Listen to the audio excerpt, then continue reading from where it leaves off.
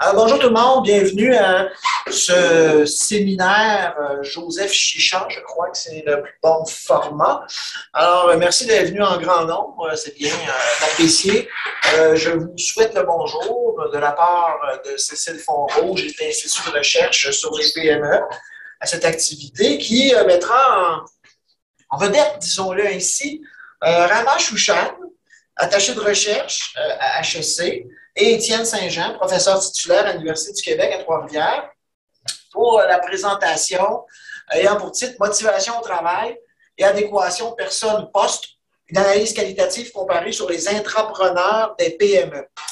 Alors, avant de passer la parole, deux, trois petites remarques. Dans un premier temps, la communication qui est derrière ou qui donne vie à cette présentation-là, a remporté le prix de la meilleure communication empirique du dernier congrès de l'Académie de l'entrepreneuriat et de l'innovation. Alors, une grande félicitation à nos deux auteurs. Je pense que c'est extrêmement valorisant et apprécié que vous nous partagiez ce beau travail-là. Deuxième des choses, une petite remarque à titre plus personnel, c'est vraiment agréable de voir Rama donner ce séminaire-là ou offrir ce séminaire-là alors qu'on le veut arriver il y a 5 ans à l'Institut de recherche sur les PME. S'impliquer, travailler fort, ne pas lâcher et toujours travailler pour éventuellement devenir celle qui donne des conférences à nous qui les écoutons. Alors bravo, vraiment, c'est une belle histoire. On souhaite qu'elle continue et qu'elle puisse aboutir avec un poste de prof que tu mérites bien.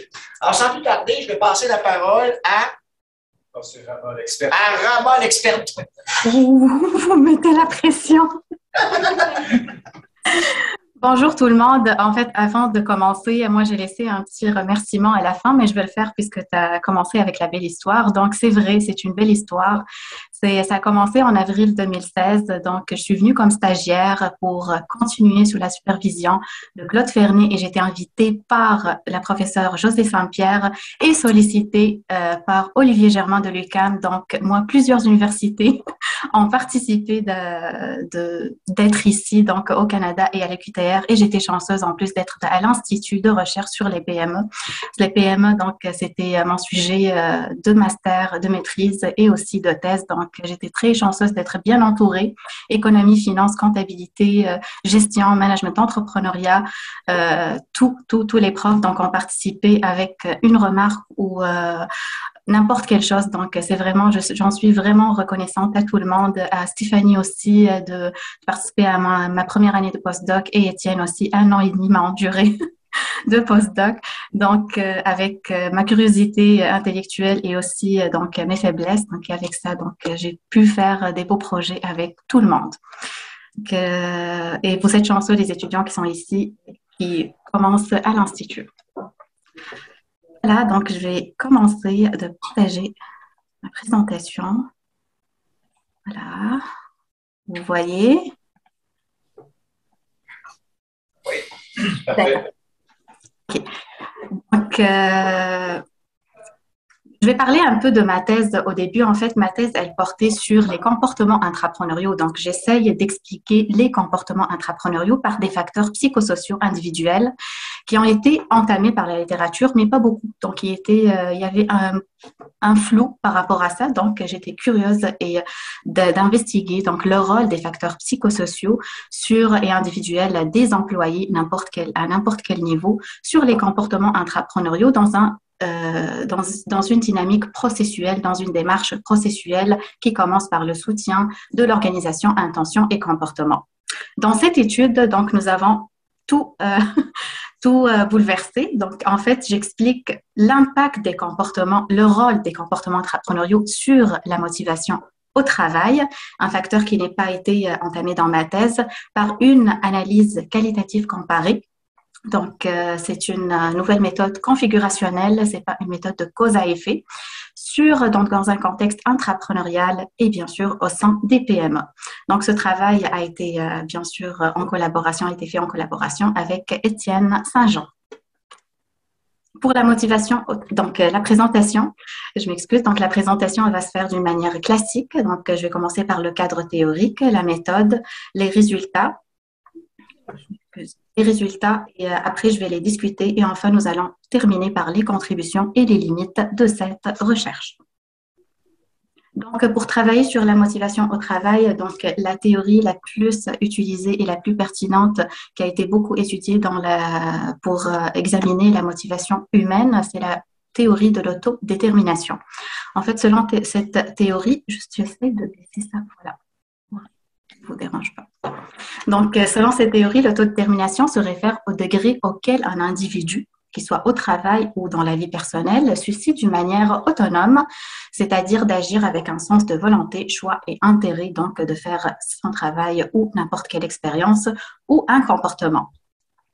Donc, autrement dit, un individu, selon cette théorie, est conduit par des autorégulations comportementales qui est considérée comme les raisons pour lesquelles ces activités au travail ou aussi dans la vie en général seront poursuivies. Et ces activités, ces autorégulations varient selon un continuum, selon cette théorie. Il est où? Voilà.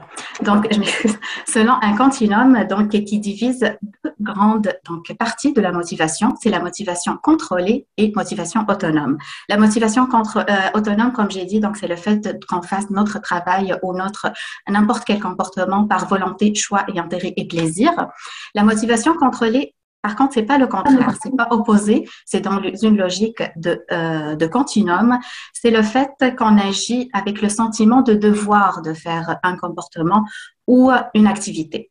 Donc, pour la motivation autonome, qui est la plus autodéterminée dans ce continuum, donc on est ici. Donc, nous avons la motivation la plus autonome, c'est la motivation intrinsèque.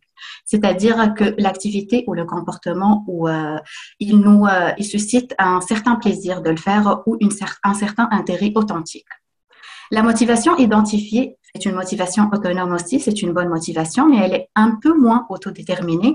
C'est le fait que nos activités correspondent et sont conformes à nos valeurs.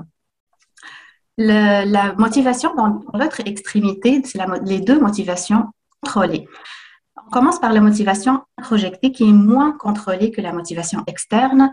C'est le fait que la personne agit pour éviter le sentiment de culpabilité, de honte ou pour améliorer son estime de soi. Donc, on voit ici, c'est pas très contrôlé, c'est pas très mauvais. Par contre, la motivation externe, elle est considérée par la littérature dans la motivation comme la plus mauvaise motivation autodéterminée. C'est le fait que la personne fait son travail ou une activité pour des raisons financières, pour des raisons matérielles, par exemple pour avoir des récompenses, ou aussi pour des raisons sociales, pour éviter les punitions et les critiques. Donc, ces quatre types, bien qu'ils sont dans un continuum différent d'autodétermination, ils sont de motivation considérés comme des motivations. Par contre, il y a un type qui réfère à l'absence de l'intention de faire n'importe quel comportement, c'est la motivation.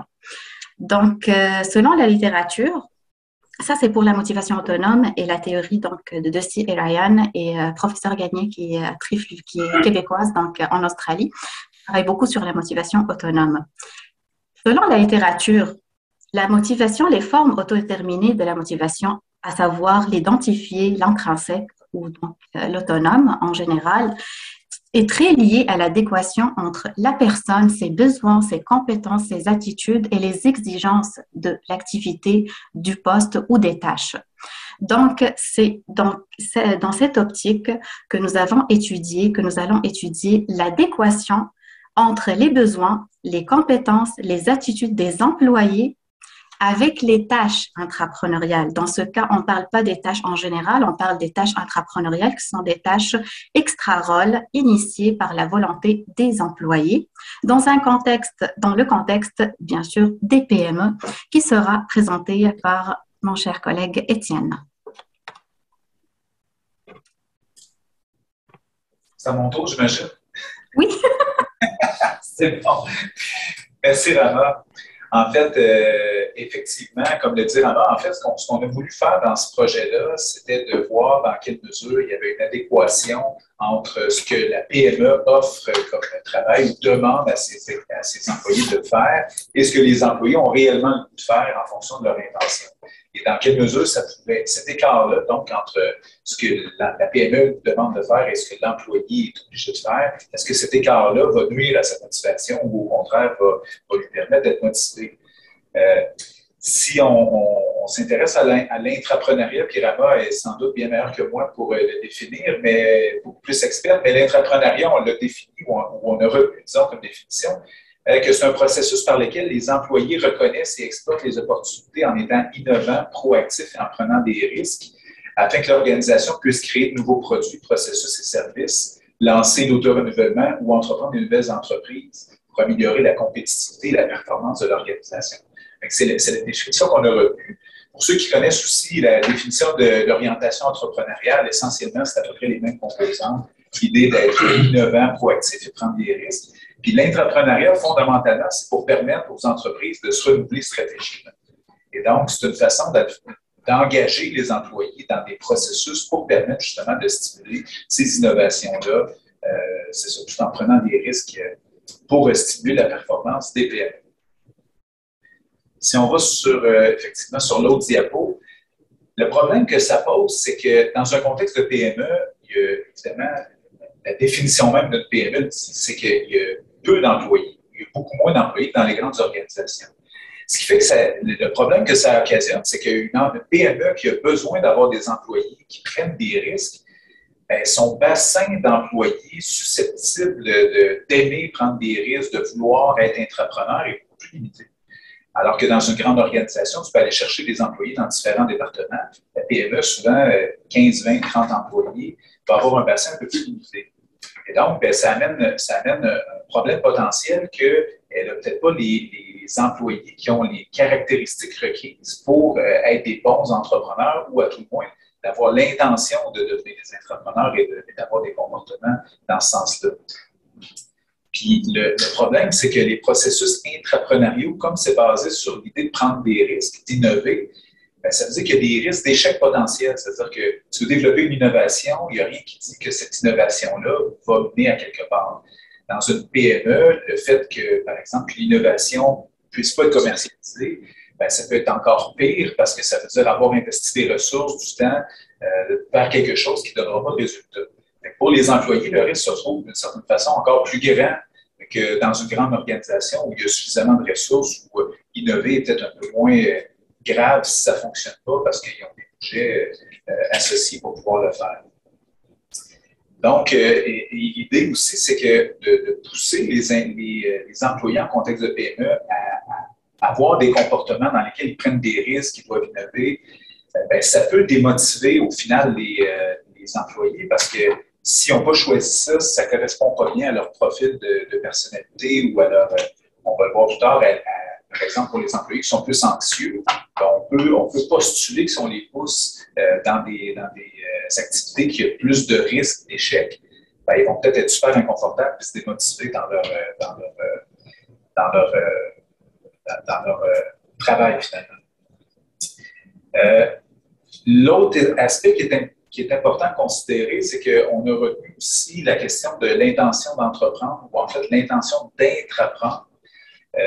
Puis, on estime que c'est une attitude qui va prédire les comportements intrapreneuriaux. Autrement dit, quelqu'un qui n'a pas l'intention d'entreprendre, en principe, ne devrait pas avoir un comportement intrapreneurial. Par contre, dans un contexte où justement il y a peu d'employés, c'est possible que même si tu n'as pas l'intention d'être un entrepreneur, que si ton patron te dit ben, voici un projet sur lequel on veut que tu travailles, ben, puis voici l'équipe avec laquelle tu travailles, ben, tu n'as peut-être pas l'intention, mais tu n'auras pas le choix d'avoir des comportements entrepreneuriaux parce qu'on va te les imposer. Et donc, il peut y avoir un écart entre l'intention et le comportement dans ce qui est forcé à cause du milieu de travail qui pourrait nuire au final à la motivation. Si on va sur l'autre diapo, en fait, on est parti de cette idée-là en se disant, bien, si effectivement il peut y avoir un écart entre l'intention et le comportement, bien, on s'est dit qu'il pourrait y avoir des situations dans lesquelles, évidemment, que si on regarde au niveau de l'intention d'entreprendre, l'intention d'intraprendre, pardon, et le comportement intrapreneurial, Dans les cas où les deux sont faibles, c'est-à-dire qu'il y a peu d'intention, mais aussi peu de comportement, il y a une forme d'adéquation personne-intrapreneuriat, c'est-à-dire que la personne ne veut pas, puis effectivement, on ne lui donne pas de mandat pour intraprendre. Et donc, on va appeler ça de l'intrapreneuriat, c'est-à-dire qu'il y a absence d'intrapreneuriat, mais c'est tout à fait conforme avec les ambitions de la personne qui ne peut pas intraprendre. À l'autre extrême, donc, s'il y a forte intention intrapreneuriale puis fort comportement intrapreneurial, bien là, on est dans un intrapreneuriat voulu. Et donc, il y a aussi une forte adéquation entre les ambitions de la personne et, dans le fond, ce qu'on lui propose là, comme travail. Et donc, voilà, cet intrapreneuriat-là voulu devrait être en principe bénéfique parce qu'il y a forte adéquation. Dans les deux autres zones, là où, par exemple, en haut à gauche, là où il y a faible intention intrapreneuriale, mais un fort comportement intrapreneurial, c'est un intrapreneuriat forcé. Donc, c'est le contexte que je disais tantôt où l'employeur, par défaut d'avoir tous les employés qui ont le profil et l'intérêt de devenir intrapreneurs, va quand même les placer dans des situations où ils vont devoir innover, prendre des risques et ainsi de suite. Et donc, bien, il y a une faible adéquation dans ce cas-ci. Et c'est la même chose s'il y a une très forte intention intrapreneuriale, mais qu'il n'y a pas de comportement intrapreneurial. C'est-à-dire qu'il y a un employé qui aurait vraiment le goût d'avoir des mandats spéciaux parce que ça fait partie de ses intérêts de pouvoir développer des innovations. Mais le contexte de PME fait en sorte qu'il n'y a pas de tel projet ou c'est réservé à d'autres employés. Puis parfois, je ne l'ai pas mentionné, mais parfois aussi en contexte de PME, le dirigeant, c'est l'intrapreneur en chef, ou en fait, c'est l'entrepreneur en chef, c'est l'innovateur ultime qui va, dans bien des cas, coordonner l'ensemble des processus d'innovation, de prise de risque. Ce qui fait qu'il y a parfois, dans certaines PME, moins d'opportunités de s'engager dans l'intrapreneuriat simplement parce que l'entrepreneur est un peu partout dans les processus qui touchent le renouvellement stratégique. Et donc, c'est rarement complètement délégué sans que l'entrepreneur se mette un peu de nez là-dedans. Ce qui fait qu'il y en a peut-être des employés qui auraient cette intention-là de devenir entrepreneur puis qui n'auront jamais cette possibilité-là de s'impliquer fortement dans des projets intrapreneuriaux, simplement parce que les opportunités ne se présentent pas à cause du contexte de PME. Je ne sais pas si on pose des questions au fur et à mesure ou après. Oui. Parce qu'avec dans le fond, parce que on regardait ce que tu disais essentiellement, c'est que c'est peut-être plus difficile dans une PME d'être intrapreneur, mais de l'autre côté, Pierre-André Julien en parlait beaucoup de ça. Il y a peut-être plus de marge de manœuvre pour le faire par rapport à une grande hiérarchie. On ne sait même pas à qui s'adresser si on a un projet un peu fantaisiste qui ne touche pas directement notre supérieur immédiat. Il y a quand même beaucoup de marge de manœuvre, surtout que le patron est super occupé. C'est quelqu'un qui dit « Moi, je prends le flambeau pour aller là. » Ben vas-y, il n'y a pas de... Je ne sais pas si vous avez considéré ça aussi, là, que ça pourrait être quand même un avantage d'être dans une PME pour un entrepreneur. Oui, bien en fait, c'est que le contexte de PME, dans le fond, effectivement, il y a des avantages et des inconvénients. Il y a vraiment différents cas de figure. La thèse, par exemple, de Camille Carrier, puis là, vraiment, tu me corrigeras si je raconte n'importe quoi, mais il me semble que la thèse de Camille Carrier allait dans le sens, justement, que c'était plus difficile d'avoir de l'intrapreneuriat à cause de la prépondérance du dirigeant dans la prise de décision. Il y avait une réticence parfois à déléguer justement les innovations, il voulait plutôt les garder. Effectivement, il y a une plus grande flexibilité. Donc, un entrepreneur qui souhaiterait justement, qui verrait le potentiel de certains employés, il verrait aussi leur intérêt, pourrait décider de le faire. Fait que cette flexibilité-là peut amener, autrement dit, l'entrepreneur à considérer les besoins des employés et à leur donner cette latitude-là. On n'a pas pris pour acquis que la PME d'emblée était soit pour nuire au processus intrapreneurial ou au contraire être meilleure. On a plutôt regardé du point de vue de l'individu dans quelle mesure ça correspondait à ses aspirations intrapreneuriales par rapport à ce qu'on lui offrait. Donc, c'est pour ça qu'on est avec ce modèle-là, parce qu'on disait effectivement qu'il y a différents cas de figure en PME, mais ce qui compte d'abord et avant tout, c'est dans quelle mesure l'employé qui, lui, se trouve dans une PME, est-ce qu'on lui donne, autrement dit, la possibilité de participer s'il y a l'intention, et s'il n'y a pas l'intention, est-ce qu'on le respecte là-dedans en ne le forçant pas à faire de l'intrapreneuriat. Et donc, les cas de figure où il y a faible adéquation, c'est les cas de figure qui nous intéressent, mais on pense qu'il y a plus de cas potentiels de faible inadéquation de faible adéquation, en fait, dans un contexte de PME, où justement, ça pourrait être difficile d'ajuster les ressources avec les besoins au niveau de l'intrapreneuriat. Mais on postule ça avec l'idée de tester ce cadre-là, sans évidemment savoir exactement. Ce n'est pas une étude exhaustive sur l'ensemble des PME du Québec pour voir le portrait, mais ça amène cette logique-là derrière le modèle. Je ne sais pas vraiment si tu veux compléter, là, mais j'ai peut-être oublié des choses. Parfaitement répondu, mais aussi après, quand on va avancer dans la présentation, donc nous allons aborder beaucoup de volets qui vont qui vont expliquer plus cette adéquation au sein des PME. Tu as parfaitement répondu. Bon, super. C'est moi qui continue après ça ou tu prenais le relais? Je ne me rappelle plus. Tu peux annoncer la problématique et je vais continuer. C'est bon. La question.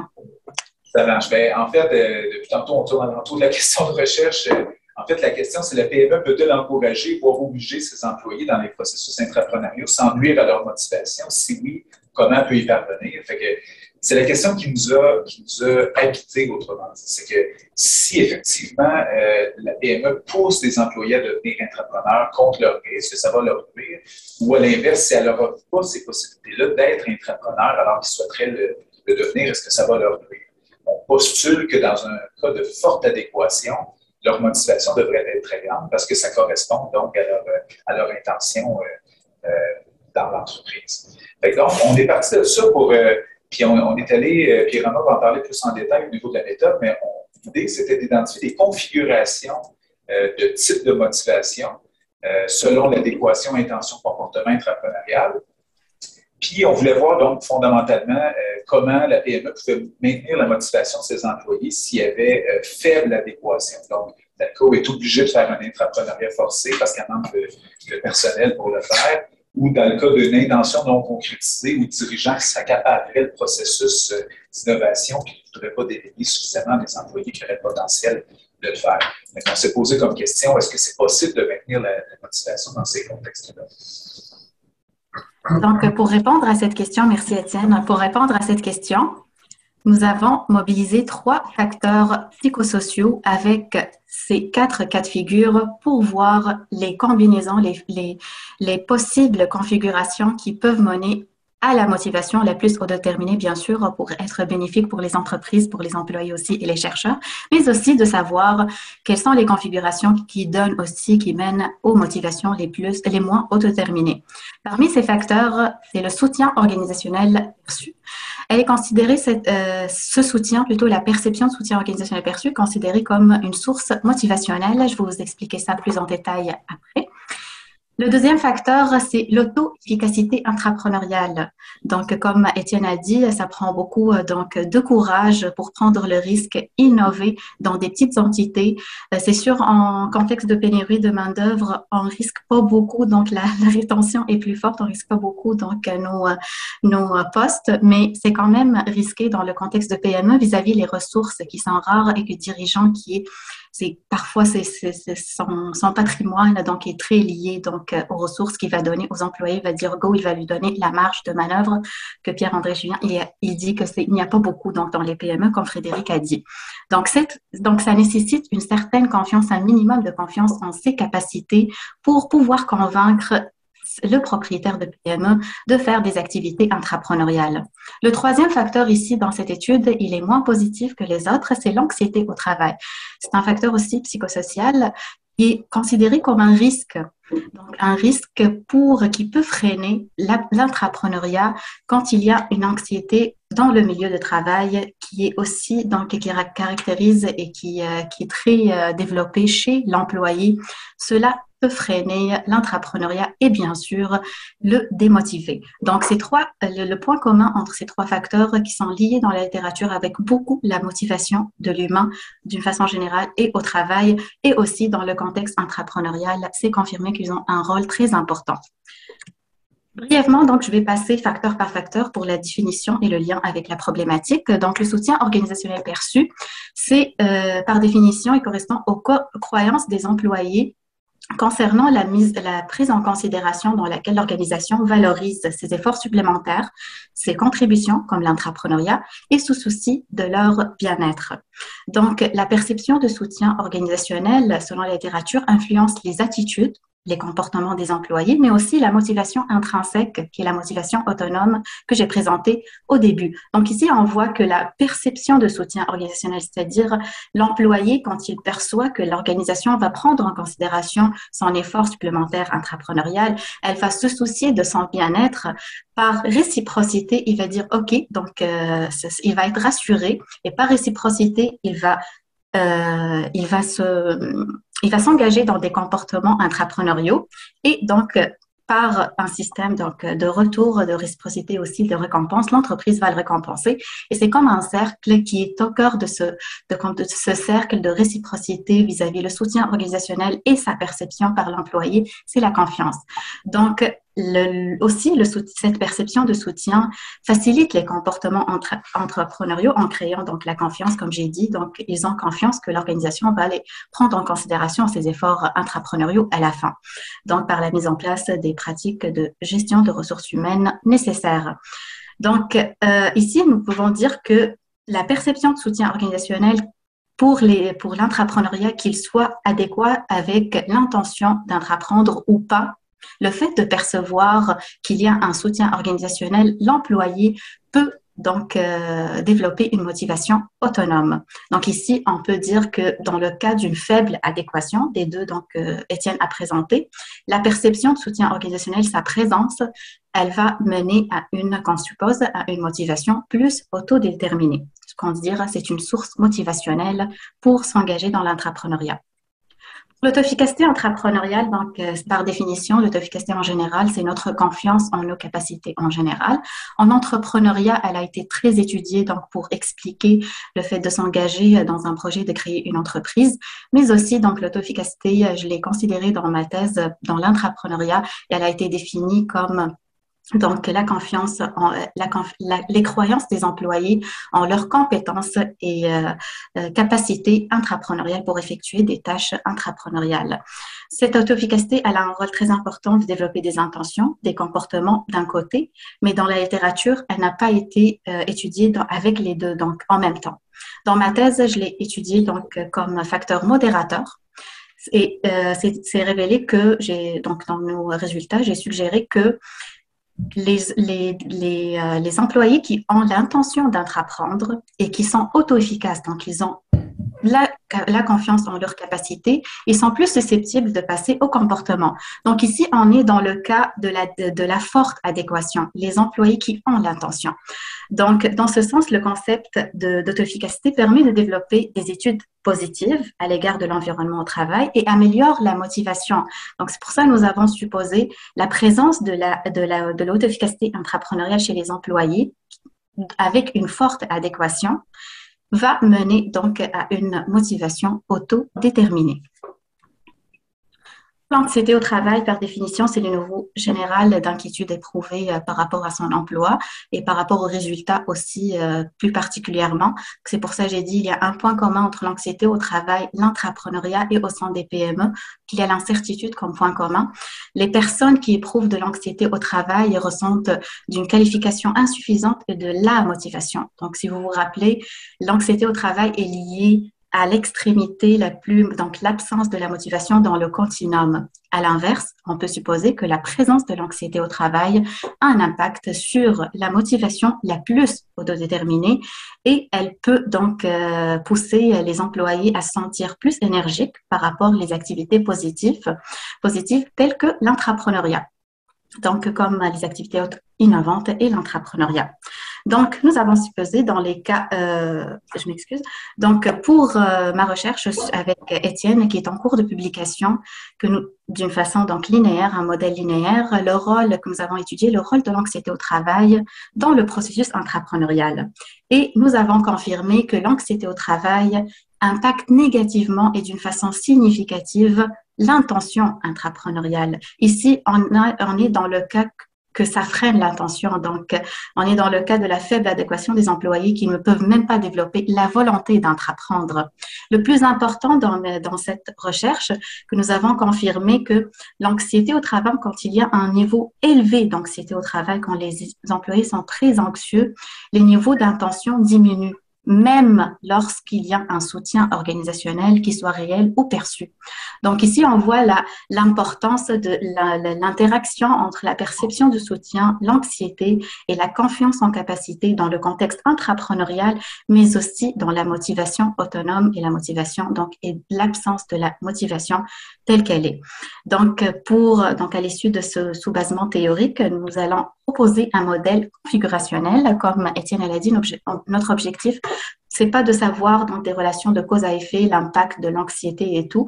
Je l'ai fait dans 2 articles auparavant, mais ici, nous cherchons à savoir donc la combinaison de ces 4 figures avec les 3 facteurs psychosociaux, tout en négligeant pas bien sûr le niveau d'éducation, parce que dans la littérature intrapreneuriale, le niveau d'éducation est très important. Donc les employés qui sont plus éduqués sont plus susceptibles de faire l'entrepreneuriat. C'est pour ça que la condition est ici pour expliquer la motivation au travail. Ici, vous ne voyez pas la motivation parce que notre objectif est de savoir les configurations, de déterminer les configurations qui expliquent la présence de la motivation.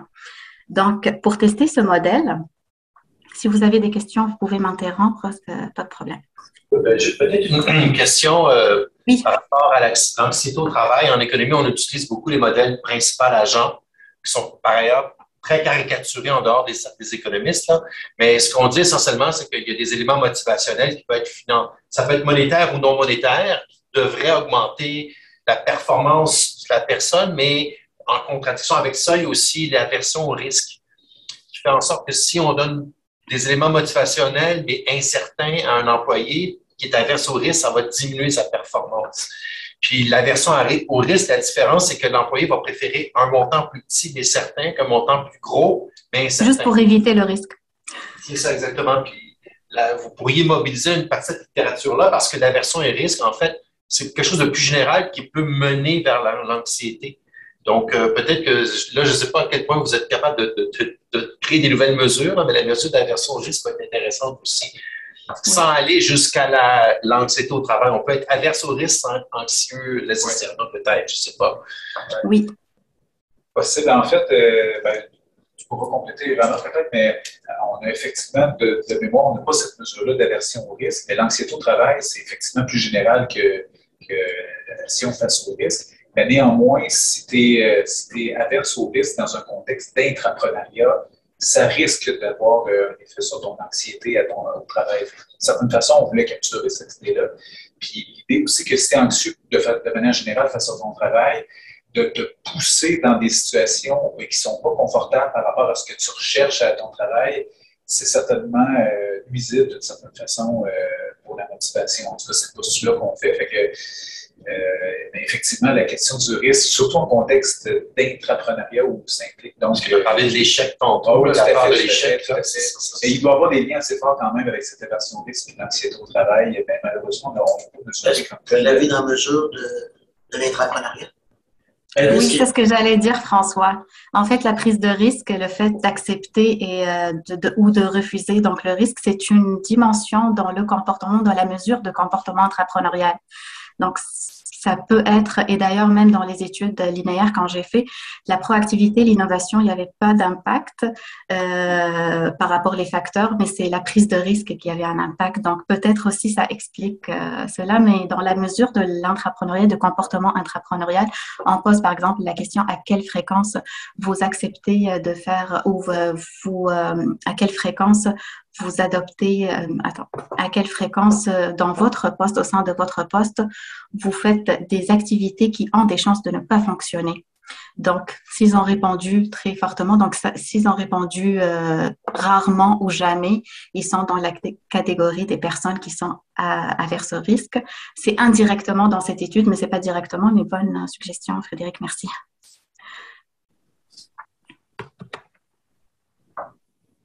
Donc, pour tester ce modèle, nous avons collecté des données auprès de 199 employés de 4 PME spécialisés dans le secteur de services, culture et tourisme, assurance de dommages, télécommunications, services professionnels. Et je tiens à remercier les entreprises qui m'ont aidé à collecter ces données parce qu'effectivement, je viens d'arriver au Québec et c'était c'était mes efforts personnels de collecter les données.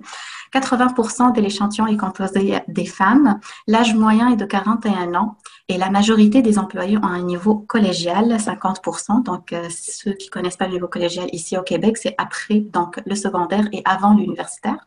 Et juste 20% qui ont un niveau universitaire dans cette étude. L'analyse, le logiciel que nous avons utilisé pour analyser, nous avons commencé par SPSS pour les analyses préliminaires descriptives, mais après, nous avons fait une analyse configurationnelle à l'aide du logiciel FSQCA, donc FASI7 Qualitative Comparative Analysis, la dernière version qui est gratuite pour ceux qui sont intéressés, qui est développée par Ragan. Pour les mesures, nous avons utilisé pour toutes les variables des échelles déjà validées par la littérature, qui sont de type Likert. Donc, et nous avons utilisé plusieurs types pour éviter le biais aussi de variance commune. Nous avons utilisé plusieurs types de réponses. Par exemple, pour la motivation, c'est totalement pour cette raison pourquoi vous faites effort au sein de votre travail. Par exemple, pour la motivation autonome, il répond, il dit parce que j'ai le plaisir de faire ce travail.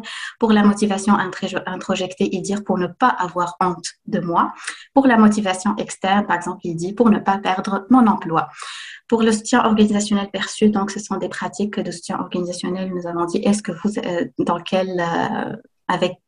quel degré vous êtes d'accord avec les actions de votre organisation. Par exemple, l'organisation tire profit et satisfaction de mes actions.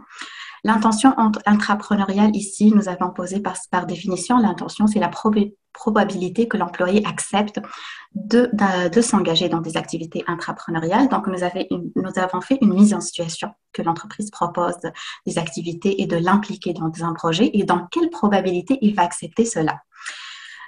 De peu probable, pas probable à très probable. Pour le comportement intrapreneurial, comme j'ai dit maintenant à Frédéric, nous avons l'innovation, la prise de risque et la proactivité.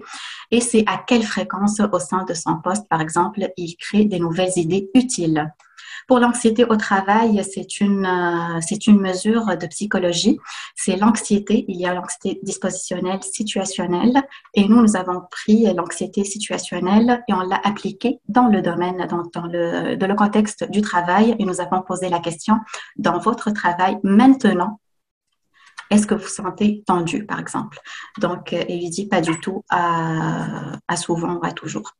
Donc, et pour l'auto-efficacité intrapreneuriale, je vois pas, pour l'auto-efficacité intrapreneuriale, donc c'est totalement d'accord. C'est par exemple, je peux créer, c'est la capacité, c'est la confiance qu'il est capable de le faire, donc je peux créer de nouvelles idées. Donc, c'est un exemple d'item. Donc, les résultats ont montré la bonne qualité, voire excellente qualité psychométrique de toutes les mesures. Ici, vous vous demandez, par exemple, ils sont où les 4 configurations? En fait, c'était un petit calcul par rapport à l'intention intrapreneuriale et le comportement intrapreneurial. Je vais vous expliquer comment on a fait ça brièvement.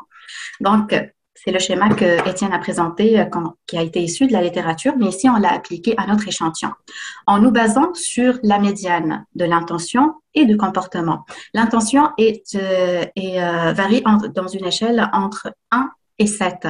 Donc, la médiane de l'intention était 6 dans notre étude. Donc, ceux qui ont répondu 6 et 7, probable et très probable qu'ils acceptent donc ils sont prêts d'accepter de faire des activités intrapreneuriales.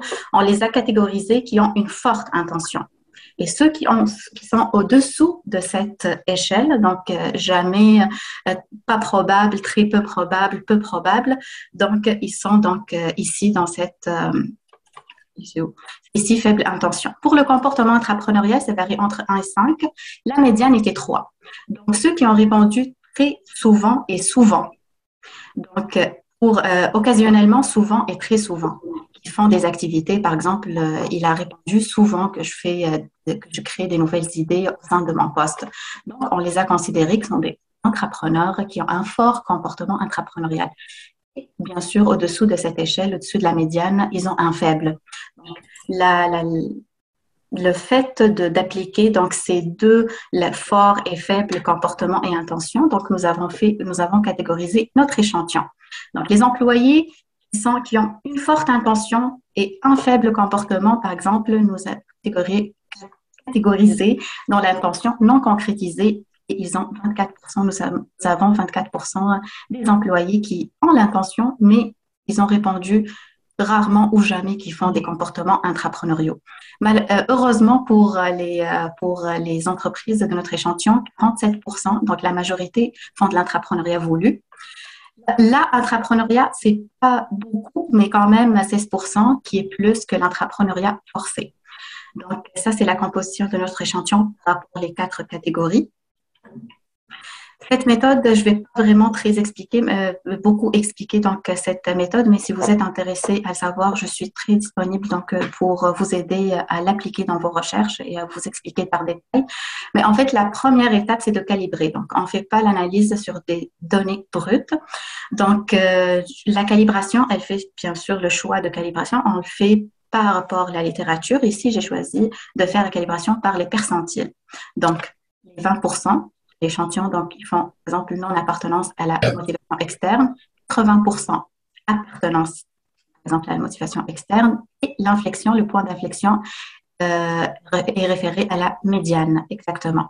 Ici, c'est un calibrage direct qui est suggéré par la littérature et par Ragan, qui a développé cette méthode pour les variables continues. Contre, pour nos variables, nos conditions, ici dans cette méthode, on ne dit pas variable, on dit conditions, mais je me trompe, sur les conditions qui sont de nature dichotomique, 0 et 1 et binaire, comme le niveau d'éducation et les 4 catégories d'intrapreneuriat.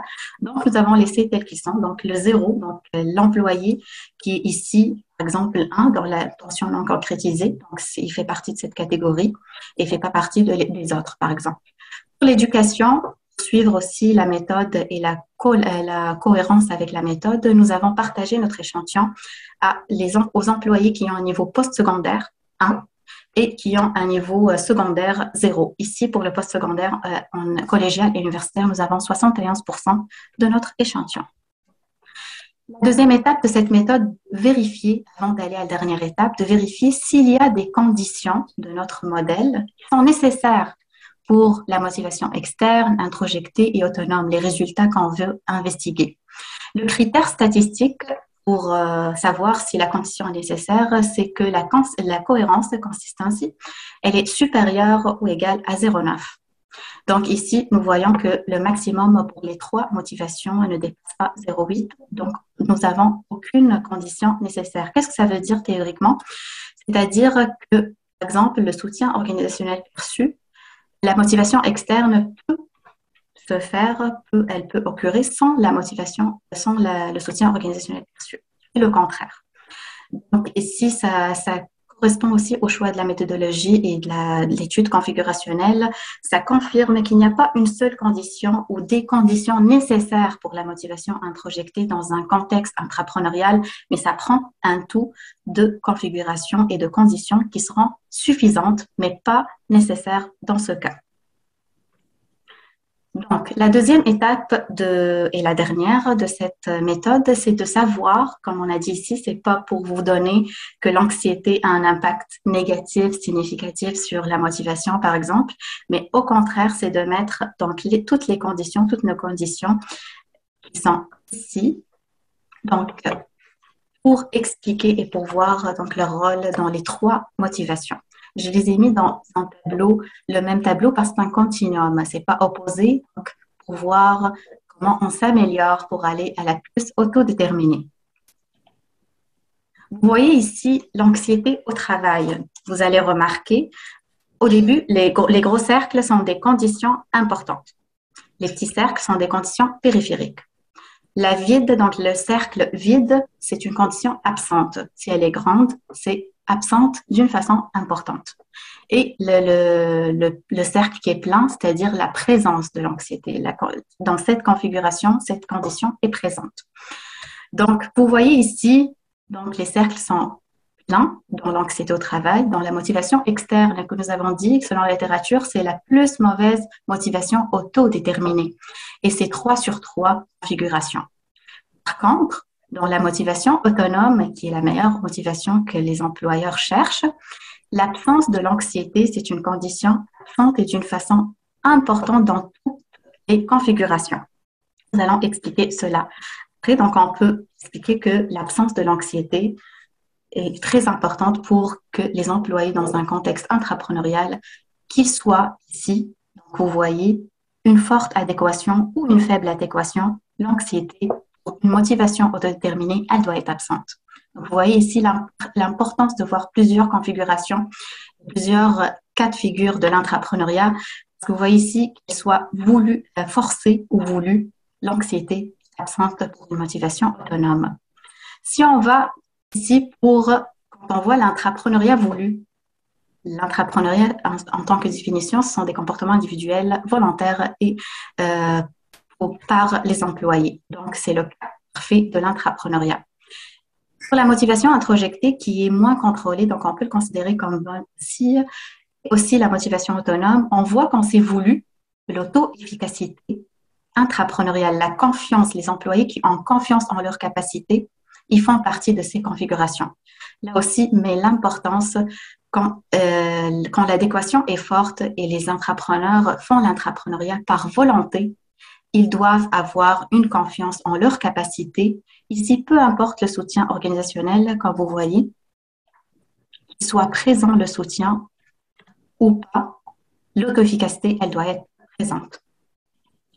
Pour le troisième facteur psychosocial, c'est le soutien organisationnel perçu. Nous avons remarqué ici, soit pour la faible adéquation, quand il y a une faible adéquation, donc les deux cas de figure opposés, intention, pas de comportement, comportement, pas d'intention, le soutien organisationnel d'une façon moins importante ou importante doit être présent pour la motivation autonome.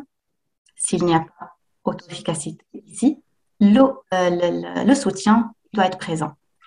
Et pour la motivation introjectée, pour que les employés améliorent leurs estimes de soi, qui ont une faible adéquation intrapreneuriale, le soutien organisationnel perçu, très important ici, doit être présent. Statistiquement, donc je ne vous ai pas présenté ici la présentation du tableau en bas, la consistance, elle doit être supérieure à 0,8, donc nous avons de bons résultats. Et la couverture, ça veut dire que 36% de notre échantillon ont une motivation autonome, 27 motivations introjectées, 24 de ces trois configurations de motivation externe représentées par notre échantillon.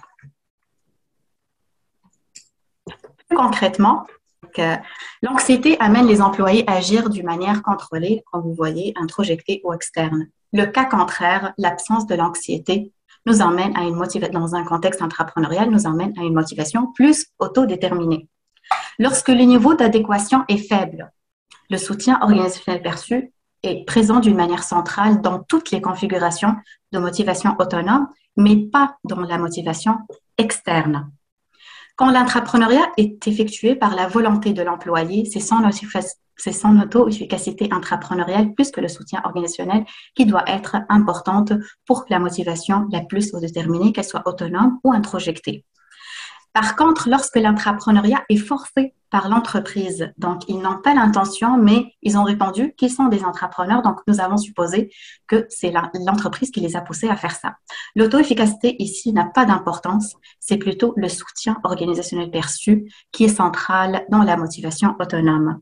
Qu'est-ce que ça veut dire? Ça veut dire, peu importe le niveau d'auto-efficacité, il est possible d'avoir de l'intrapreneuriat forcé, des entrepreneurs qui sont poussés à faire au sein des PME de l'intrapreneuriat, qui ne sont pas, à condition qu'ils ne sont pas anxieux, éduqués et qu'ils possèdent le soutien organisationnel nécessaire. Par rapport à l'éducation, je m'excuse, je vais vous retourner à l'autre diapo pour vous montrer l'importance de cette méthode configurationnelle.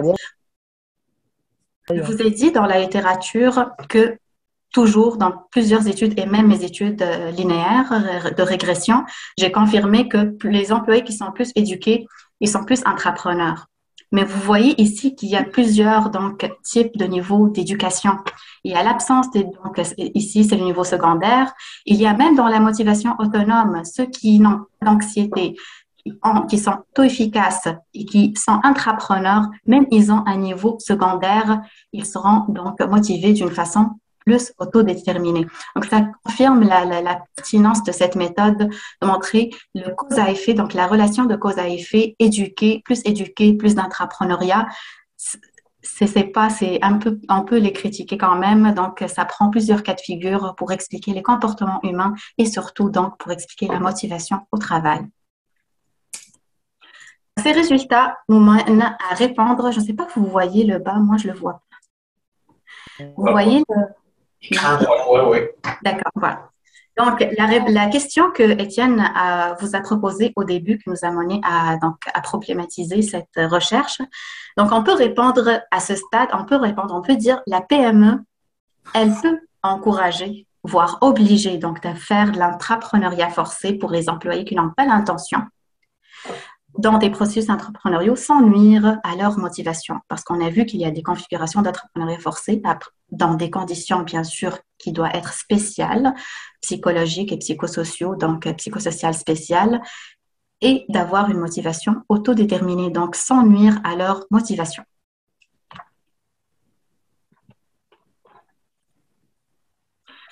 Cette méthode, elle nous donne un plus.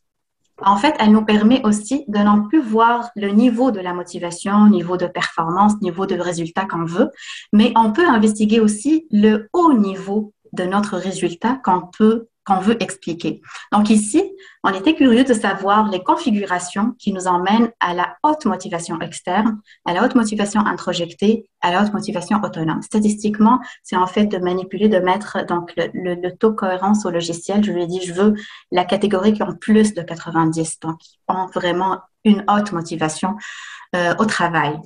Ici, le résultat qui est très important montre le rôle de l'adéquation quand il y a une forte adéquation intrapreneuriale. L'adéquation entre les défis et la tâche et les ressources nécessaires, parce qu'ici, s'ils ont l'intention, ils font l'entrepreneuriat, c'est-à-dire qu'ils ont eu les ressources nécessaires pour faire donc, ce qu'ils veulent au niveau de l'entrepreneuriat. Ils sont auto-efficaces, malgré qu'il y a une absence de perception de soutien organisationnel. Ici, ça veut dire qu'il n'y a pas le soutien organisationnel. Mais ces employés qui représentent 4% de notre échantillon, ils ont dit quand ils ont répondu à la perception, donc c'est une faible perception ça n'a pas d'importance pour eux, donc tant qu'ils sont auto-efficaces. Donc c'est leur type, c'est le profil des employés qui ont confiance en leurs capacités. Ils font de l'entrepreneuriat par volonté, mais bien sûr, ils ne sont pas anxieux. Donc, ça, c'est la haute motivation autonome si on répond à notre objectif de savoir la configuration qui nous donne la motivation la plus autodéterminée et d'une façon élevée. Vous voyez aussi dans la motivation introjectée, les employés qui font des activités intrapreneuriales pour l'estime de soi et pour ne pas avoir honte d'eux. Ils ne sont pas anxieux aussi non plus. Ils sont forcés à le faire parce que c'est un peu cohérent aussi. Ils ne veulent pas avoir honte d'eux-mêmes, donc ils vont le faire. Mais ça leur prend un soutien organisationnel perçu, donc ça prend une confiance que l'organisation va prendre en considération leurs efforts supplémentaires. Et la haute motivation externe, qu'on peut dire que la plus mauvaise, donc on voit ici que des employés qui ont l'intention, mais qu'elle n'est pas concrétisée. Donc ça confirme le rôle de l'entrepreneuriat. Si on voit le tableau en continuum, flèche, qu'on voit ici, il n'y a pas d'entrepreneuriat, il y a la volonté. Ici, c'est forcé, mais il y a de l'entrepreneuriat, donc c'est un projeté qui est mauvais, mais ici, c'est voulu. Donc la partie basse du tableau montre l'importance de l'entrepreneuriat et bien sûr, donc, ça montre aussi les différences individuelles des entrepreneurs et des employés qu'on peut prendre en considération pour encourager, pour aller chez l'entrepreneuriat, qui est un facteur de rétention, de performance, de compétitivité organisationnelle, économique, performance individuelle, organisationnelle, mais aussi on peut toucher un haut niveau de motivation autonome qui enlève l'épuisement au travail, l'épuisement professionnel, la détresse psychologique. Donc, avec cette configuration, les PME peuvent avoir un impact non plus organisationnel, mais aussi individuel.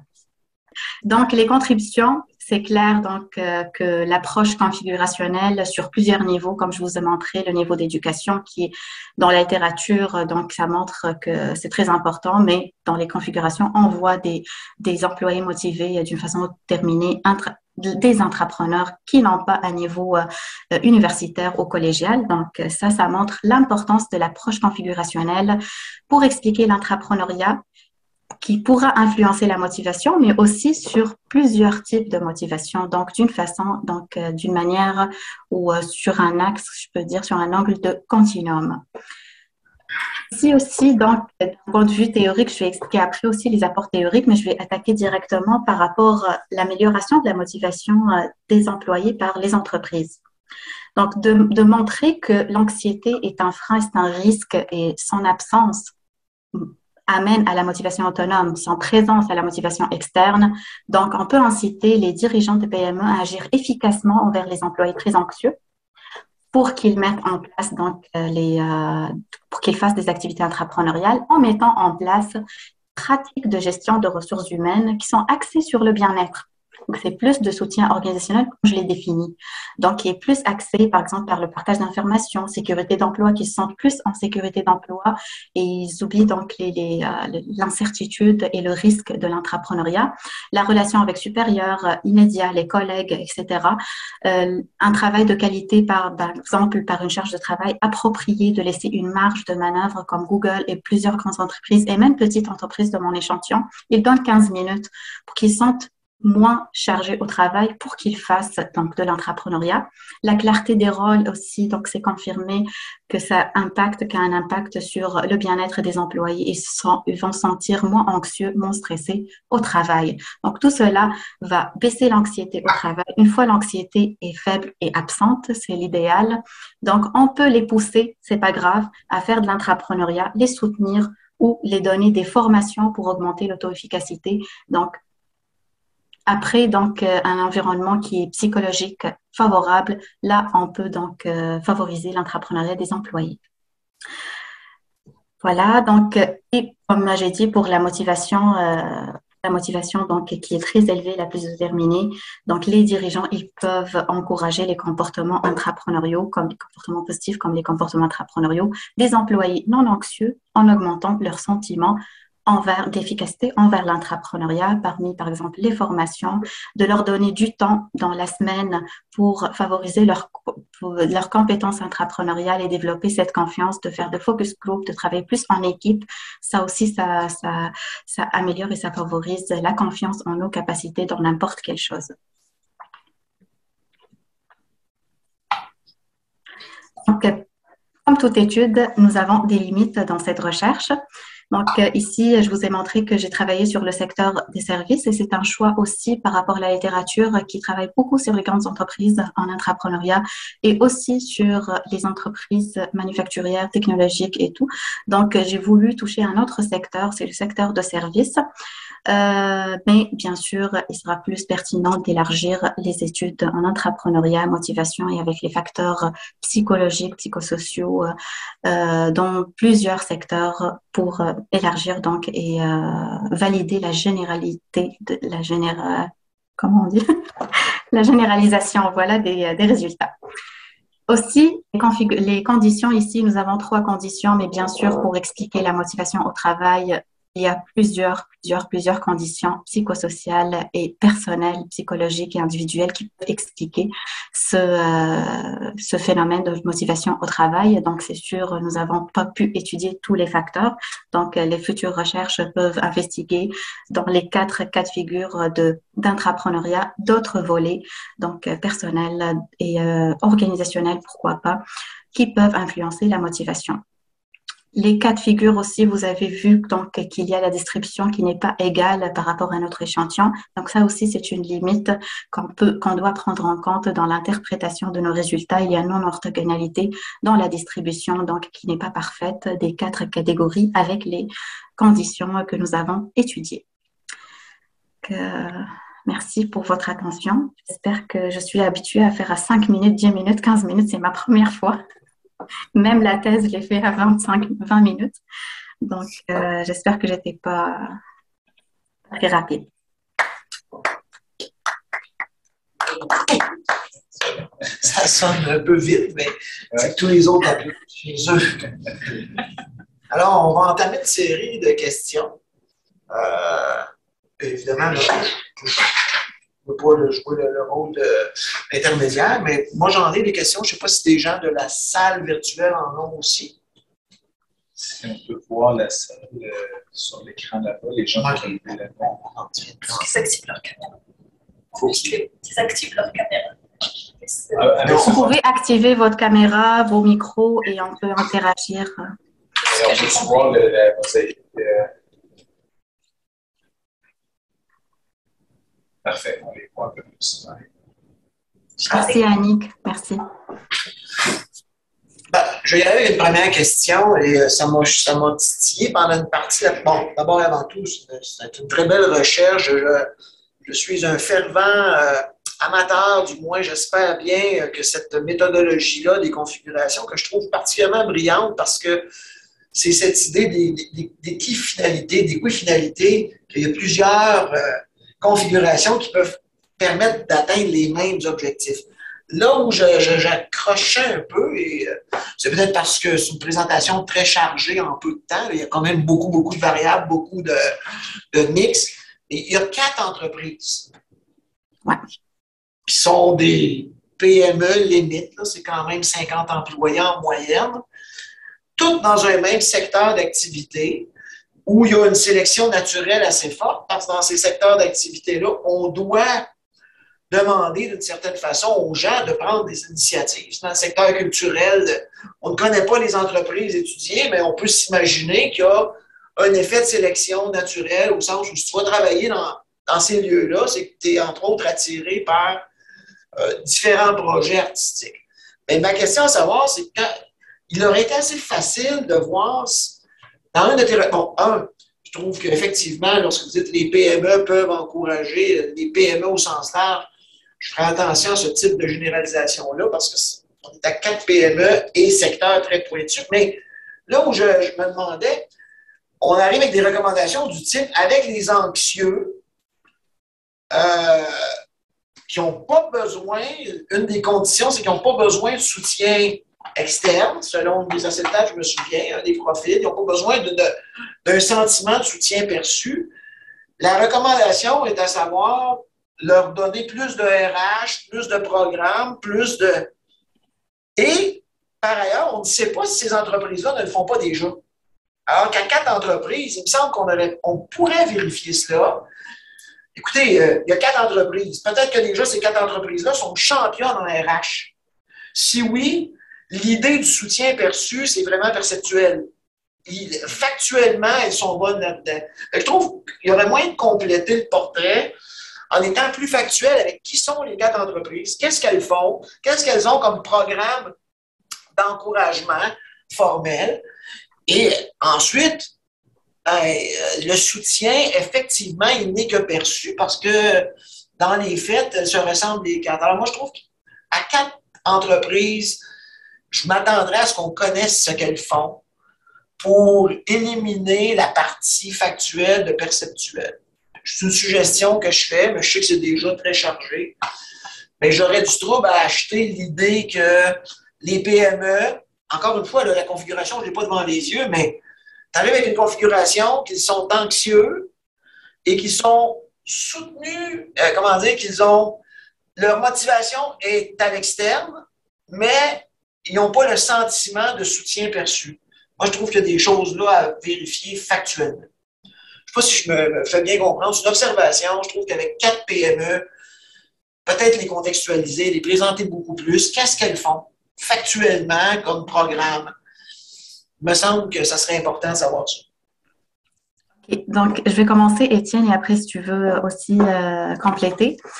En fait, dans la recherche, moi, j'ai demandé des questions ouvertes pour savoir les pratiques qu'ils font pour encourager l'entrepreneuriat aussi, pour contextualiser, parce que le choix n'était pas aléatoire. S'ils ont répondu, par exemple, qu'on est fermé, on ne donne pas de marge de manœuvre ou quoi que ce soit, ils ne seront pas sélectionnés pour l'étude. Donc, déjà, il y a un environnement favorable à l'entrepreneuriat et à l'idée de laisser la liberté donc, pour générer des nouvelles idées. Au niveau du soutien organisationnel, qui est la prise en considération des efforts et tout, c'est vrai. Et d'ailleurs, j'ai posé une question par rapport aux récompenses et tout, et c'est une question ouverte que j'ai pas pris en considération, mais c'est juste pour ma thèse aussi, pour contextualiser au début. Il y avait beaucoup de pratiques de récompenses qui sont de nature, c'est lié aussi au secteur de service. Donc, tu as raison, le secteur de service, aussi le nombre d'entreprises étudiées, c'est une limite que j'ai déjà évoquée. Donc, c'est une limite par rapport l'environnement intrapreneurial d'un côté et le soutien organisationnel pour faire cela. Par exemple, la moyenne entreprise qui est la plus grande dans l'échantillon, elle donne, donc elle a une petite culture, mais c'est pas des pratiques pour l'entrepreneuriat. D'ailleurs, quand j'ai expliqué l'entrepreneuriat, j'ai dit l'innovation. J'étais obligée de jouer avec les mots pour expliquer. Donc, c'est quand même en 2013 ou en 2014, quand je l'ai fait, en 2014, c'était vraiment un peu méconnu l'entrepreneuriat. C'est maintenant qui est plus connu en tant que terme. Mais au début, je dis entrepreneuriat et après, dès qu'ils me font comme ça, je dis l'innovation et les employés qui proposent, qui donnent, qui prennent l'initiative. Donc, tu dois expliquer. Ah oui, pour ça, j'ai ça et je donne des cadeaux, je donne des cartes cadeaux, des soupers et tout. Donc, même les récompenses sont un peu de nature. Donc là, la perception aussi va jouer par rapport les récompenses. Parce qu'aussi, François, on peut avoir soutenu par l'organisation, mais la perception, elle peut varier aussi. Ça joue beaucoup sur la psychologie de l'employé, ça joue beaucoup sur sa journée quand il a reçu la récompense par rapport à la comparaison avec les employés. En PME, c'est une proximité, là, la proximité hiérarchique. Donc, il va voir les récompenses que son collègue a eues. C'est pas comme une grande entreprise qui peut ne pas savoir c'est quoi. Donc, cette proximité dans la PME, spécificité de PME, malgré qu'elle est flexible, elle peut jouer avec les pratiques et tout, c'est un avantage, mais ça peut aussi influencer les perceptions, même s'il y a le soutien. Donc, c'est pour ça, moi, quand j'ai étudié le soutien organisationnel, pas brut, pas réel, c'est pas les pratiques ou les dispositifs intrapreneuriaux qu'on appelle entrepreneuriat et que de donner les ressources, de faire tel logiciel, de donner donc accès au terrain, de collaboration. Non, c'est la perception qui est un peu plus qualitative. La perception de soutien, la prise en considération des efforts, qui joue beaucoup sur le sentiment de confiance aussi. Donc, peut-être si j'intègre la confiance, la confiance en l'organisation ou à son supérieur immédiat, ça peut aussi avoir, un effet sur toutes ces configurations. Mais oui, je confirme, c'est ça. Si tu reviens à ton avant-dernier acétate, tes recommandations. Oui, je vais revenir tout de suite. Étienne, tu peux ajouter quelque chose le temps que je partage? En fait, effectivement, François, c'est un bon point. C'est cette idée-là que dans une organisation, d'essayer d'avoir des éléments factuels pour voir qu'est-ce que fait l'entreprise. Le problème, c'est que toujours un écart, on sent.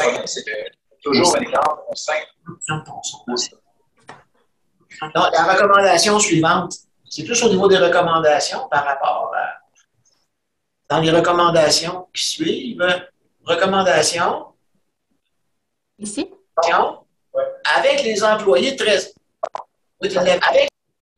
les employés très anxieux, mettre en œuvre leur propre pratique de GRH axée sur le partage d'informations, la sécurité d'emploi, c'est peut-être déjà là dans tes 4 entreprises ou dans celles. Et c'est là que je trouve que il y a moyen de le vérifier assez facilement. Mais c'est une contribution aussi, c'est un apport pour les entreprises qui ne font pas ça aussi. Quand on étudie, et notre échantillon nous a poussé à ces conclusions. Non, je sais vraiment, mais s'ils le font déjà, ça ne donne rien d'en faire plus. Ça prend d'autres choses pour abaisser leur anxiété. C'est ça que je veux dire. Tu as 4 entreprises, admettons qu'elles le font, les 4 déjà, très bien, cela. Ben, c'est pas d'en faire plus qui va abaisser leur anxiété pour qu'ils s'engagent c'est d'autres choses. Oui, et je confirme tes propos, François, parce que dans le modèle linéaire qu'on a fait pour le rôle de l'anxiété, c'est prouvé que la perception de soutien organisationnel, elle n'a pas d'importance et elle n'a pas de significativité ni de rôle en présence d'anxiété. Donc, et là, je suggérais de savoir d'autres pratiques de soutien pour les anxieux.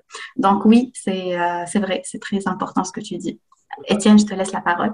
En fait, oui, tu as tout à fait raison. Le problème, c'est qu'on ne peut pas le savoir parce que, autrement dit, l'objet de la recherche n'était pas de savoir est-ce qu'on peut réduire ou non l'anxiété des employés. Fait que les références que Rama met dans les recommandations, c'est de dire, dans la littérature, pour jouer sur l'anxiété, voici ce que les éléments qu'on recommande, mais ce n'était pas de vérifier comment on peut jouer sur l'anxiété, mais comment l'anxiété prise, dans le fond, comme donnée, permet d'influencer les configurations.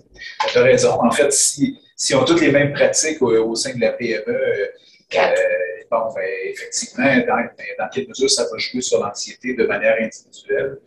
Mais nous, c'est sûr qu'on a une perspective individuelle d'abord et avant tout, ce qui fait que même dans les travaux sur la question de l'anxiété en organisation, avec même organisation qui a toutes les mêmes pratiques pour tout le monde, il y a quand même une grande variance individuelle sur l'anxiété. C'est pour ça qu'on s'est focalisé sur la perception, parce qu'on est sur le niveau individuel. Mais c'est vrai qu'il y aurait lieu peut-être. C'est parce que pour changer les perceptions, ça ne donne rien de changer les pratiques. Il faut changer la perception. Donc, oui. Ça réfléchir, là, c'est dans vos recommandations. Oui. Merci. Merci, François. Je ne lis pas le chat, je ne sais pas si...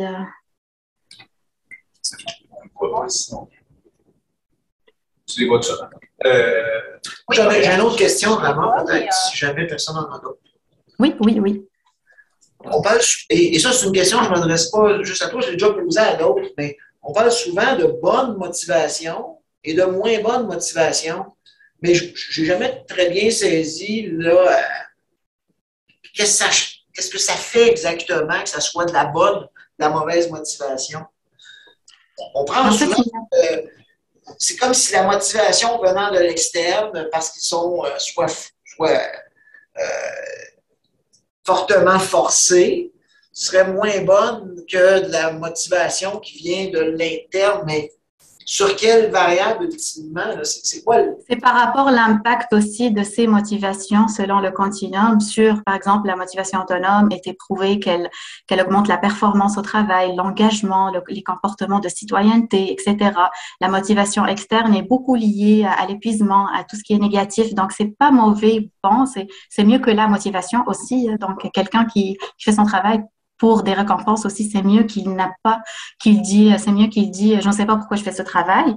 Donc, c'est un continuum, c'est pas opposé, mais c'est par rapport, selon la littérature, si je te réponds, c'est par rapport aussi l'impact de ces motivations sur l'individu et l'organisation en tant que telle. Que Marie et Crispin, je ne sais pas c'est lequel. Marie? Merci Rama. Alors, salutations et félicitations pour ta recherche. Bon, je suis novice là, absolument en entrepreneuriat. Alors, ma question est un peu naïve, mais elle me taraude. J'ai du mal à concevoir un intrapreneur forcé ou l'intrapreneuriat forcé. Je me demande, est-ce qu'il n'y a pas un paradoxe dans le concept, en ce sens que pour moi, un intrapreneur, c'est quelqu'un d'enthousiaste, d'autonome, à qui on demande de faire de l'innovation. On parle beaucoup d'innovation. Mais comment est-ce qu'on peut se retrouver forcé à être enthousiaste et autonome en faisant de l'innovation?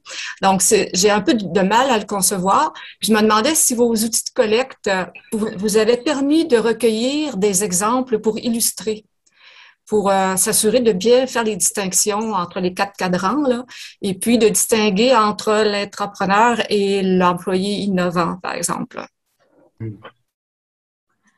On n'est pas retourné vers le terrain pour avoir ça, mais en fait, le fait d'être forcé, c'est par rapport à l'intention. C'est par exemple, j'ai assisté dans le congrès où j'ai présenté cette recherche au début. Il y avait une étude, c'était une de nos collègues qui travaille sur l'entrepreneuriat. C'est un grand groupe, mais c'est faisable aussi dans les PME. J'ai vu ces pratiques dans les PME. Ils font des concours, des petits concours de propositions de rejoindre un programme d'entrepreneuriat, par exemple. Et même les PME, ils font de plus en plus. Donc, et elle a confirmé que ceux qui rejoignent, il y a même qu'ils font pour faire plaisir aux autres. Donc, ils l'ont rejoint parce qu'ils veulent, mais on ne peut pas dire parce qu'ils veulent innover aussi, parce que l'entreprise a mis en place un programme, un appel, comme on dit, au concours, donc ils l'ont rejoint. Donc, elle a interprété ce que j'ai trouvé très important, qui peut être lié aussi à la motivation de l'entrepreneuriat. Donc, oui, ta remarque est très pertinente, on peut voir, par exemple, ces catégories par rapport aux motivations en amont. Qu'est-ce qui les motive, même s'ils sont forcés, pourquoi ils l'ont fait? Mais j'ai une petite réponse parce que j'ai assisté à le même atelier, une recherche qui a étudié ça. Donc, elle a étudié sur le groupe des employés qui ont dit OK. Mais elle a trouvé quand même un groupe, certains employés qui sont pas assez motivés pour innover. Mais ils l'ont fait parce que l'entreprise l'a dit. Mais pourtant, c'est volontaire et il n'y aura pas une sanction. Donc, 80% des employés qui ont dit non. Mais il y a qui ont rejoint, et on ne peut pas dire qu'ils sont des employés innovants. C'est employés qui ont rejoint de l'intrapreneuriat pour savoir plus. Il y a même une catégorie de ces employés qui ont dit par curiosité, donc pour voir de quoi il s'agit. Donc, ça peut être aussi d'étudier les motivations des faibles adéquations. Pourquoi? Même s'il y a intention non concrétisée, comme François a dit, pour savoir pourquoi elle est non concrétisée, même s'il y a une perception de soutien. Donc, c'est quoi le soutien qui manque? Donc, c'est sûr aussi les motivations intrapreneuriales, je peux l'intégrer, je peux l'investiguer dans le futur. OK, merci. Crispin, je ne sais pas s'il y a d'autres. Merci, Rama. Merci pour votre travail. C'est très excellent. Merci. Moi, par contre, j'avais une préoccupation super méthodologique.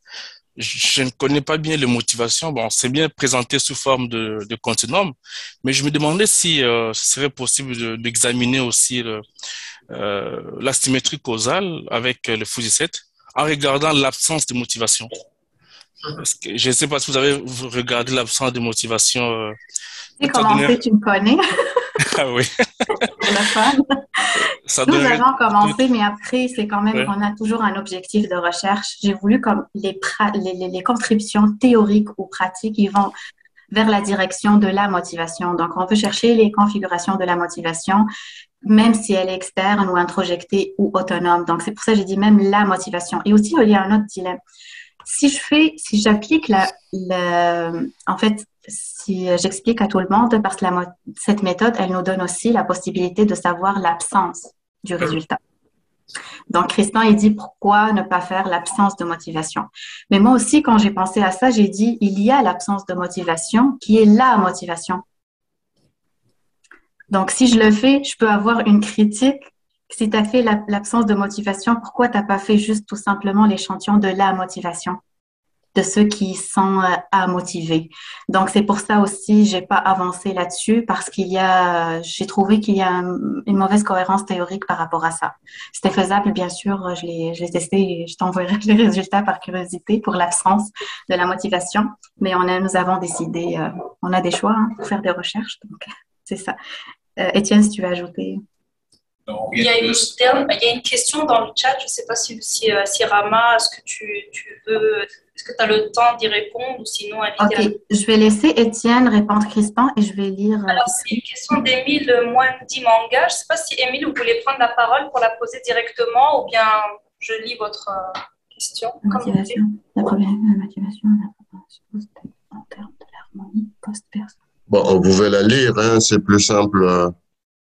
Ah, ok. Elle est dans le chat, vous pouvez la lire, il n'y a pas de... D'accord, je vais la lire. La problématique de la motivation au travail en entrepreneuriat se pose-t-elle en termes de l'harmonie, la correspondance? Post-personne, c'est vraiment par définition, en fait, person-job fit, c'est la correspondance et l'adéquation entre les deux. C'est le fit en anglais. Donc, n'y a-t-il pas des risques d'individualiser les tâches liées au poste, d'en restreindre? Je ne l'ai pas compris. Au fait, mon souci est le suivant. Hein. Quand vous intitulez d'ailleurs le projet de la recherche, c'est l'adéquation entre la personne et le poste. Oui, en fait, c'est la traduction. Alors, mon souci est de savoir, comme il s'agit d'invitation à l'innovation dans le sens de l'entrepreneuriat, pourquoi est-ce qu'on ne fait pas passer d'abord le poste auquel, à ce moment-là, on pourrait correspondre à la personne en vertu de la motivation qu'il y a, par exemple, à susciter au sein de cette dernière. Parce que si c'est la personne qui vient en avant, le risque qu'il y a, c'est que si on n'a pas la personne habilitée, la personne qui a le reflet ou qui a le profil nécessaire pour répondre à ce moment-là aux impératifs, par exemple, du travail, on est à défaut. Oui, mais l'objectif de cette étude, effectivement, de dire au manager, il n'y a pas un profil d'employé qui peut entreprendre n'importe quelle personne sur n'importe quel niveau, pour compléter aussi la littérature qui travaille beaucoup sur les dirigeants, sur les gestionnaires intermédiaires, sur les leaders de l'entrepreneuriat. Mais l'entrepreneuriat peut être dans n'importe quel poste, à n'importe quel niveau de l'organisation. Donc, c'est pour ça, il faut juste avoir une adéquation entre son intention, s'il veut le faire, et son comportement intrapreneurial. Donc, c'est pas une question de savoir, c'est le contraire totalement l'objectif de cette recherche. Tu as raison, ce que tu as dit, c'est vraiment, c'est totalement logique. Ce qui a été beaucoup étudié en littérature, c'est de voir le profil. Donc, professeur Filian, Camille, donc plusieurs professeurs Alali, il a fait même configuration par rapport à ça, savoir le profil. Il a fait, par exemple, par rapport à l'autonomie et la prise de risque. Il a sorti 4 profils d'entrepreneurs. Ceux qui ont de l'autonomie, et qui ne prennent pas le risque. Ceux qui prennent le risque, même s'ils n'ont pas l'autonomie, les hardis. Ceux qui ont l'autonomie et ils prennent le risque quand même. Donc, les entrepreneurs engagés. Donc, il y a quand même des configurations en amont par rapport aux motivations, par rapport à ce qu'il veut prendre le risque, est-ce qu'il veut faire ça. Mais cette étude, c'est d'aller plus loin que ça et d'aller voir, de creuser plus individuellement. Est-ce qu'il a vraiment la volonté de le faire ou est-ce qu'il s'il a la volonté de le faire, est-ce que quand il fait le comportement, qu'est-ce qui présente ou qu'est-ce qu'il représente donc la configuration parfaite qui ne peut jamais être parfaite pour proposer à l'organisation? Parce que moi, je dis, l'organisation, elle ne doit pas chercher le profil parfait. On l'a eu dans une révision, c'est quoi le profil parfait de l'entrepreneuriat? Je l'ai eu dans une question par les praticiens, quel est le profil parfait des entrepreneurs? En entrepreneuriat, Étienne, c'est sûr, il a entendu cette question par rapport aux entrepreneurs. Et nous avons fini dernièrement, de plus en plus, on dit qu'il n'y a pas un profil parfait d'entrepreneur. Sarah Svati, elle a mis en question le business plan. Elle a dit, on commence avec tout ce qu'on a. Donc, c'est la même optique pour l'entrepreneuriat. Le message que je veux passer, c'est on commence même avec notre intention de le faire. Et après, on peut arriver à l'entrepreneuriat et au comportement innovant. Donc, c'est mon optique de voir les choses, de voir l'entrepreneuriat et de changer un peu la mentalité que l'entrepreneuriat innovation, entrepreneuriat grande organisation. Non, ça peut se faire dans tous les niveaux. Ça ne prend pas un poste précis, comme tu as dit, pour après chercher le profil. J'appelle l'employé qui a ce profil pour l'engager dans le comportement intrapreneurial. Dans ce cas, donc, on sort de l'entrepreneuriat un peu, on peut être dans le corporate entrepreneurship, qui est initié par l'entreprise et que l'entreprise appelle X et Y pour les projets. Donc, c'est ça la différence aussi. L'entrepreneuriat est plus individuel. Étienne, je te laisse, je ne sais pas si j'ai bien répondu à la question. Oui, c'est tout à fait juste. Puis, effectivement, mais par rapport à la théorie de person, job, fit, évidemment, on n'est pas parfaitement en train de mobiliser cette théorie-là puis de la tester, mais on s'inspire de cette idée-là de l'inadéquation, de l'adéquation en fonction de l'intention et du comportement. Ce qui fait qu'effectivement, la question est tout à fait pertinente, Émile, mais par ailleurs, c'est ça, on s'inspire beaucoup plus de cette théorie-là pour justement décréter les cas d'adéquation ou d'inadéquation, mais au regard de l'intention et du comportement, plus que person, job, au sensus selon cette théorie. Je pense que c'est ce qui va mettre un terme à la présentation. Je pense qu'il n'y a pas d'autres questions. De toute façon, le temps est écoulé. Il est 13h38. Alors, un grand merci à nos 2 présentateurs. Fort intéressant, fort pertinent, fort bien fait, fort bien présenté. Bravo encore, Rama, pour tout le événement. Et nous nous donnons rendez-vous le 13 janvier pour une conférence avec, entre autres, avec Cécile Fonrouge. Je ne sais pas l'autre. Anaïs Hamelin. Avec Anaïs Hamelin et Cécile Fonrouge. Alors, simplement la même démarche. Vous recevrez les invitations de la part d'Oriane. Merci beaucoup à tous d'avoir été là. Et on se revoit. On peut au moins se souhaiter de joyeuses fêtes, même si on n'est pas tout à fait rendu là. Mais joyeuses fêtes à tous, puisqu'on se reverra sensiblement, sûrement pas pour la plupart d'entre nous d'ici là. Alors, merci beaucoup d'avoir été présents.